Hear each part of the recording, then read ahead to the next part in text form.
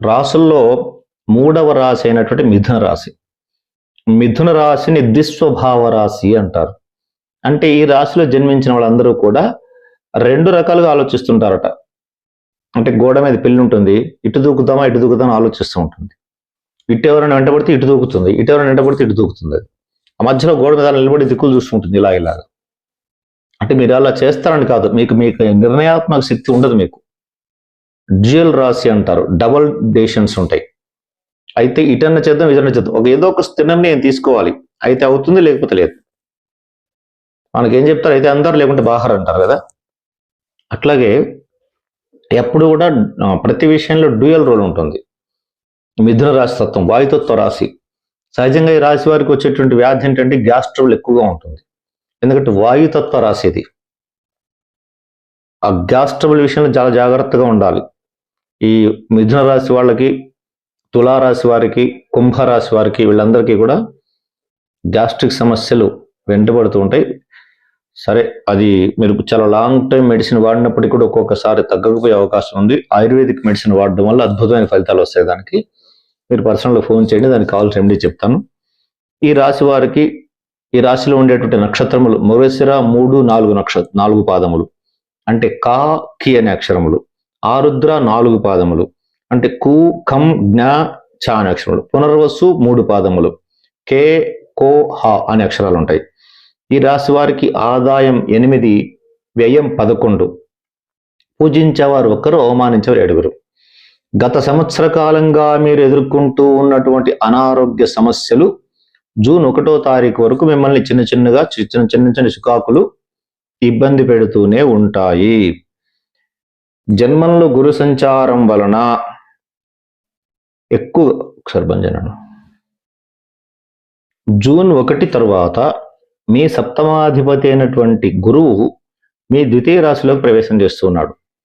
దాని వలన ఖచ్చితంగా మీకు గతంలో రావలసినటువంటి రుణములు రావడము, అంటే మీరు ఎవరికైనా ఇంతకుముందు ఇచ్చుండి చాలా ఇబ్బందులు పడుతూ ఉంటే వారు మీకు ఆ రుణములు తిరిగి తీర్చివేస్తారు వాళ్ళు. అట్లాగే మీకు ఆర్థిక పరంగా ఏ సమస్య ఉన్నా జూన్ 1వ తారీఖు నుంచి అక్టోబర్ 31వ తారీఖు లోపల చాలా బాగుంటుందని చెప్పాలి మీకు. ఇంకొకటి, మీ భార్య తరఫున కూడా, అంటే మీకు వాళ్ళ తరఫున వాళ్ళు మీకు ఎవరైనా ధనం ఇవ్వవలసి ఉన్నా, వాళ్ళ వైపు నుంచి ఏదైనా వచ్చేది ఉన్నప్పటికీ కూడా అది కూడా వచ్చేటువంటి అవకాశం ఉంది. ఎక్కువగా దాన ధర్మాదులు చేస్తూ ఉంటారు. అక్టోబర్ 31 తర్వాత తృతీయంలో సంచారం వలన ఆ సమయంలో ఏ పనులు కూడా చేపట్టకూడదు.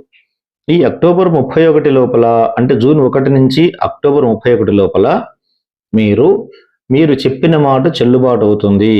అంటే మీ వాక్కు ప్రకారం మీ కుటుంబ సభ్యులు కానీ, స్నేహితులు కానీ, ఆత్మీయులు కానీ, మీ దగ్గర పనిచేసేటువంటి ఎవరైతే వాళ్ళు ఉన్నారో స్టాఫ్ అంతా కూడా వాళ్ళు పనిచేసే అవకాశం ఉంది. అయితే కొన్ని సందర్భాల్లో మాత్రం మీరు చాలా జాగ్రత్తగా వ్యవహరించాల్సి వస్తుంది. ఎప్పుడు అది అక్టోబర్ 31 తర్వాత మీ యొక్క గౌరవ మర్యాదలకి కొంత లోటు ఏర్పడే అవకాశం ఉంది. కాబట్టి ఆ సమయంలో మీరు చాలా జాగ్రత్తగా ఉండాలి. స్థిరాస్తి విషయంలో కూడా కొన్ని సమస్యలు ఎదురయ్యే అవకాశం ఉంది. అయితే డిసెంబర్ 5వ తేదీ తర్వాత మీకు కొంత అష్టమ రాహు వలన అనుకోనటువంటి ఏదో అనారోగ్యము, చిన్నదే కావచ్చు, అది గుర్తించలేకపోవడము, దానివల్ల కొద్ది రోజులు బాధపడడం జరుగుతుంది. అయితే ఎవరైతే విదేశాలు వెళ్ళాలనుకుంటున్నారో వారు డిసెంబర్ 9వ తారీఖు లోపల ప్రయత్నం చేసినట్లయితే విదేశయానం విజయవంతం అవుతుంది. అంటే విదేశాలు వెళ్ళడానికి కూడా మీకు మంచి అవకాశాలు ఏర్పడతాయి. సంతాన సంబంధమైన విషయాలలో కూడా మానసికంగా సంఘర్షణ ఏర్పడుతూ ఉంటుంది. మీ పిల్లల విషయంలో కూడా కొద్దిగా ఈ సంవత్సరం టెన్షన్స్ పడాల్సి వస్తుంటుంది. అయితే ఈ సంవత్సరం మీరు ఏ కార్యాలు చేపట్టినప్పటికీ కూడా మీ బంధువులు, మిత్రులు, ఆత్మీయులు వారి యొక్క సహాయ సహకారములతో ఈ చేపట్టిన కార్యాలు విజయవంతం చేస్తారు. విద్యార్థులకు కూడా ఈ సంవత్సరం చక్కటి అవకాశాలు ఏర్పడతాయి. ఉద్యోగస్తులకు చికాకులు, అంటే జూన్ 1 నుంచి అక్టోబర్ 31 వరకు ఏ సమస్య ఉండదు. మీకు ఏ సమస్య ఉన్నప్పటికీ కూడా మీకు ఒక టైం చెప్తాను, గుర్తుపెట్టుకోండి. ఇవాల్టి నుంచి, అంటే ఈ మార్చి 20వ తారీఖు నుంచి జూన్ 1 వరకు మీకు అనారోగ్య సమస్యలు ఏదో ఒకటి చికాకులు వెంటబడతాయి. ఆ తర్వాత జూన్ 1 నుంచి అక్టోబర్ 31 వరకు మీకు అన్ని రకాలుగా బాగుంటుంది. మీరు ఇల్లు కట్టుకోవడానికి కానీ, గృహప్రవేశం చేయడం కానీ, శుభకార్యాలు చేయడం కానీ, శుభకార్యాలు ఆరంభించడం కానీ, కొత్త కొత్త ప్రణాళికలు తయారు చేసి ముందుకు వెళ్ళడంలో కానీ దేనికైనా బాగుంటుంది. అక్టోబర్ 31 నుంచి రాబోయే సంవత్సరం జనవరి 24 వరకు మాత్రం మీరు చాలా జాగ్రత్తగా ఉండాలి. ఎందుకంటే ఆ సమయంలో మీకు అందరితో చిన్న చిన్న సమస్యలు రావడము, తద్వారా మానసికమైనటువంటి ఆందోళన ఎక్కువగా ఉండడము, చేపట్టిన కార్యాలన్నీ కూడా కాస్త మధ్యలో ఆగిపోతూ ఉండడము, దానివల్ల ఇబ్బందులు ఎక్కువగా ఉంటాయి. కానీ ఈ మళ్ళా జనవరి 24 నుంచి రాబోయే సంవత్సరం ఉగాది వరకు మధ్యలో 3-4 నెలలు సమయం ఉంటుంది. ఆ సమయం వరకు మీకు మళ్ళీ ధన విషయంలో కానీ, ఆరోగ్య విషయంలో కానీ, మీరు అనుకున్నటువంటి ఏ రంగంలో ఉంటారో ఆ రంగంలో మీకు ప్రమోషన్స్ కానీ, లేదంటే మీకంటూ ఒక ప్రత్యేక స్థాయిని ఇచ్చేటువంటి వారిని కానీ ఉంటారు. కాకపోతే ఈ సంవత్సరం మీరు అనుభవం లేనటువంటి వ్యాపార రంగంలో ప్రవేశించకూడదు.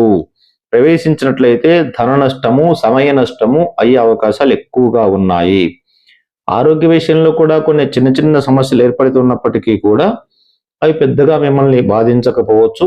కాకపోతే డిసెంబర్ 5వ తారీఖు వరకు మీ భాగ్యస్థానంలో రాహు సంచారం వలన మీ తండ్రి గారి యొక్క ఆరోగ్యాన్ని కొంచెం జాగ్రత్తగా చూసుకోవలసి వస్తుంది. డిసెంబర్ 5 తర్వాత కేతు ద్వితీయ సంచారం వలన మీ యొక్క మాట కొంచెం కటువుగా రావడం కానీ, ఎందుకంటే అదే సమయంలో గురువు కూడా తృతీయ స్థానంలో ఉంటాడు. మీ యొక్క మాట ఎదుటి వాళ్ళు అపార్థం చేసుకొని దానివల్ల మీరేదో వాళ్ళు అనకూడని మాటలు అన్నారని చెప్పేసి నిందలు వేసి మీ మీద కొంత నేరారోపణలు చేసేటువంటి అవకాశం ఎక్కువగా ఉంటుంది. ఆ సమయంలోనే అంటే ఈ అక్టోబర్ 31 నుంచి జనవరి 24 లోపల అన్నదమ్ములతో కానీ, అక్కచెల్లెలతో కానీ వైరం రాకుండా చూసుకోవాలి. రాజకీయ నాయకులకు కూడా ఈ సంవత్సరం జూన్ 2 వరకు మాత్రమే అనుకూలమైనటువంటి సమయము. ఆ తర్వాత చాలా ఇబ్బందిగా ఉంటుంది. టెక్నాలజీ రంగంలో ఉన్న వారికి ఈ సంవత్సరం అంతా అభివృద్ధి పయనంలో పయనిస్తారు. వ్యాపారస్తులు కూడా ఈ సంవత్సరం నేను చెప్పిన సమయాలు ఏవైతున్నాయో ఆ సమయాల్లోనే మీరు ఇన్వెస్ట్మెంట్ చేయడం కానీ, వ్యాపారంలో మీరు మెళుకువలతో ఉండడం కానీ చేసినట్లయితే చక్కటి ఫలితాలు పొందే అవకాశం ఉంది. దశమ స్థానంలో శని సంచారం వలన కొద్దిగా మీకు కొన్ని ఇబ్బందులు అయితే ఉద్యోగంలో సాధారణంగా ఉండేట ఇబ్బందులే కొద్దిగా ఉంటాయి. వాటిని కూడా ఎదుర్కోవడానికి కాస్త సిద్ధంగా ఉండండి. మీరు ఇంకా అద్భుతమైన ఫలితాలు పొందాలని చెప్పేసి అంటే దత్త చరిత్ర పారాయణ చేయడం మీరు చేసుకోవచ్చు. అది శుక్రవారం రోజు మొదలుపెట్టి మళ్ళీ గురువారం లోపల పూర్తి చేసినట్లయితే మీకు 7 రోజుల సమయం అవుతుంది. సప్తాహ దీక్షతో చేయాలి దాన్ని. అట్లాగే రుద్రపారాయణ చేయించుకోవటము, గణపతి దేవాలయంలో ప్రదక్షిణాలు చేయటము, వీటి వలన మీకు ఈ సంవత్సరం మరిన్ని ఉత్తమమైన ఫలితాలు పొందేదానికి అవకాశం ఎక్కువగా ఉంటుంది.